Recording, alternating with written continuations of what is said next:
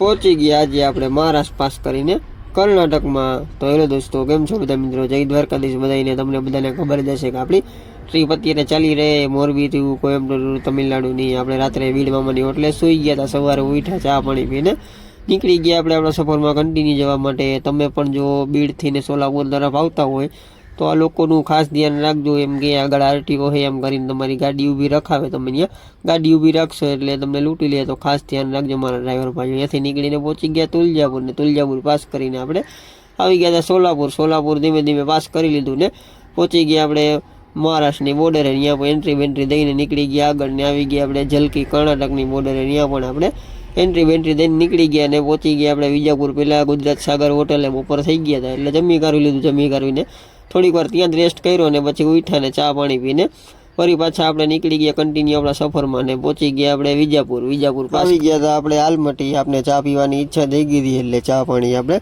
પી લીધા અને વળી પાછા અહીંયાથી નીકળી ગયા આપણે આગળ ને પહોંચી ગયા આપણે હોસ્પેટ. હોસ્પેટ પાસ કરીને આવી ગયા હતા ચિત્રદુર્ગ. પહેલાં રાજસ્થાનીની હોટલે સાંજ પડી ગઈ હતી એટલે મેં કીધું અહીંયા જમી કરવી લઈને જમી કરવીને અહીંયા જ આપણે સૂઈ જવું. તો મળીએ નેક્સ્ટ વિડીયોમાં. વિડીયો આપણો સારો લાગ્યો હોય તો આપણે એડીને ફોલો કરી નાખજો મિત્રો.